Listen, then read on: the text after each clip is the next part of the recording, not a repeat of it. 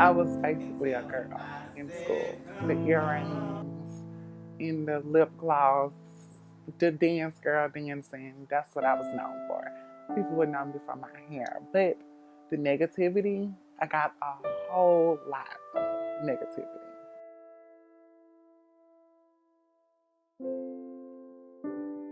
So it's not just a dance thing for me, it's like performance.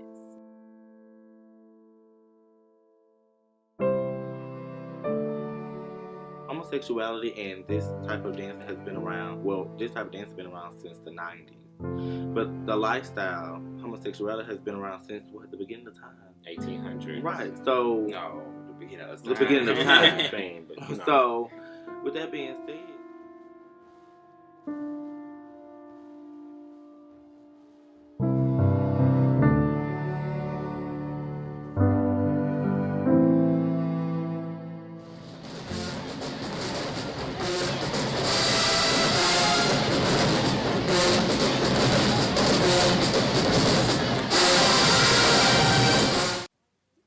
being a prancing elite, that's the part that I love the most. That's my favorite part because we do a count like in the stands, and we do like field routines, which is on the ground with kick splitting, spinning, and we also have parading, which is my all-time favorite. I just love parading and gyrating down the street and just strutting and waving and just flaunting my way.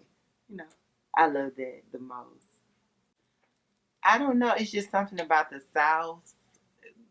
When it comes down to marching band music, it sends a drive like through the body to just, you know, we love that music better than we love regular music. We love the sound of the percussion and the brass and the woodwinds and, that bass in the background, the melody of it.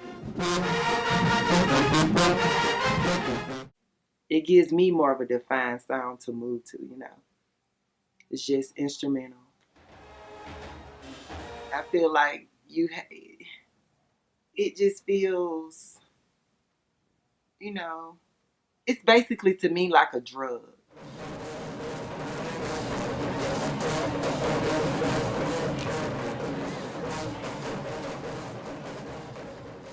When I was actually marching in the Sims Parade, I really didn't feel a way that I never felt before. It was not something new for me.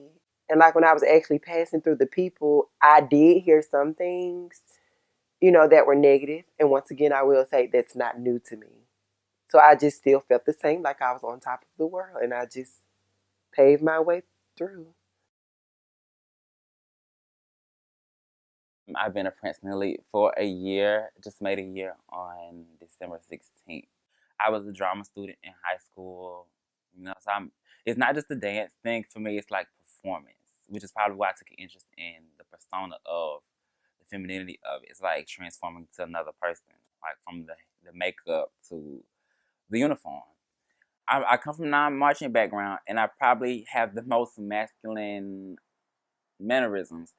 The first time I put a leotard on was not in public, so it wasn't as like, oh my gosh, but it was like I'm wearing a leotard. It was actually my first performance with Prancing Elite, and it was, well, this leotard was more comfortable than the other leotards that we have worn. I didn't feel like anybody was looking at me funny because we were in a gay setting. Now, when we did go out in public in a leotard, I was just like, I'm wearing a leotard. Like, people can see some of my butt in this. And my little brother, he's 15. My brothers are very supportive. He came to a performance and I was wearing a leotard. And I was like, my little brother is seeing me in a leotard, I took over the team shortly after I returned home from the military. At 17, I joined the United States Army and was deployed to Germany as my duty station during the Iraqi War. My job was petroleum supply specialist. As far as acceptance in the Army, back then it was kind of like a don't ask, don't tell type thing. And going in the situation, I was kind of nervous because I didn't know that, it would be any acceptance whatsoever. But I found out that two other people in my platoon were actually gay. And even still to this day, we keep in contact because it's kind of like we had a bond, like a brotherhood that, we were all dealing with the same issues as far as trying to be accepted by family and be accepted by the people in the Army. The military has instilled a lot of discipline and precision in me that I actually take on as being the captain of the team. You have to actually think on your toes at all times. In other words, whenever you're leading your team, you have to spontaneously think of what to do next, and you have to always be able to do it in a matter of seconds.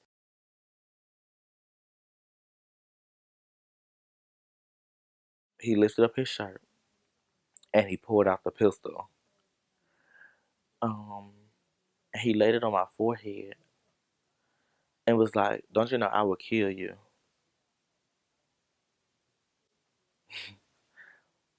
Um, that was like the worst experience of my life. To ever have to like know that I hate talking about this, but to ever have to know that your parent will go through the extent to like want to kill you for being yourself.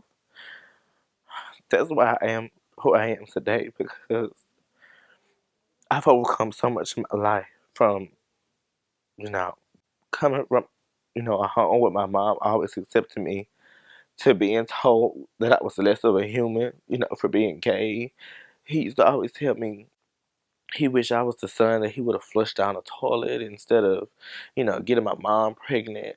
So, after he laid the gun on my forehead, out of nowhere, my little brother's mom, you know, I actually have another brother by my dad.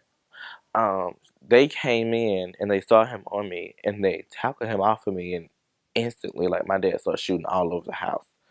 He shot like 5, 6 rounds just shooting.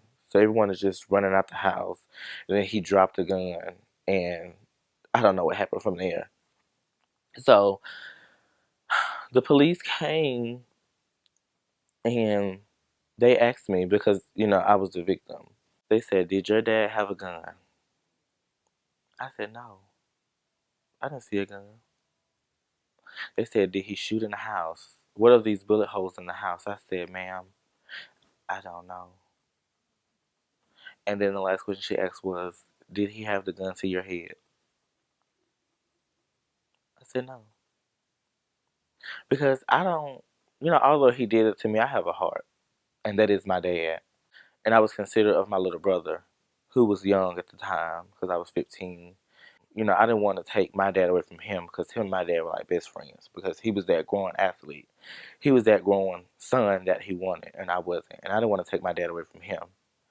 So he did go to jail because they found the gun. He only went for like 3 months, but he didn't go to prison because I saved him. But I mean, I have my mom, so that's all that matters. She is my mother and my father to me. She has always been. I basically just did it instead of just saying, well, I'm gay. I just did it and just said, well, you'll catch on. If you don't, you do. You do, you don't. So I was always the one that would perm my own hair and wear it down, wear it in wraps like the girls. I would wear the clothes, the little tight fitted school pants with the shirt. Didn't wear breasts, but I was basically a girl in school. The earrings, in the lip gloss, the dance girl dancing. That's what I was known for. People would know me for my hair. But the negativity, I got a whole lot of negativity. Going in public, like going to the stores and stuff, people would look at me like, is that a girl or a boy? And they'll just say like little rude things and laugh, talk under their breath, stuff like that. It would offend me. Like I used to like get real mad and like be like wanting to fight or something. But my mom would always tell me, you don't worry about what a person says as long as they don't put their hands on you. You just be you, because living in the style that you're living in, people are going to criticize you.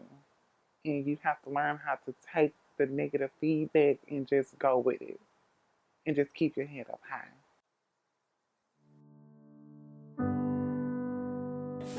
Now you know it was all a dream. I don't need no one, baby. Without you, I'm incomplete. Love you just like no how. Put it all on me. I don't want nobody Let me get it going. else. Let's say it. Boom.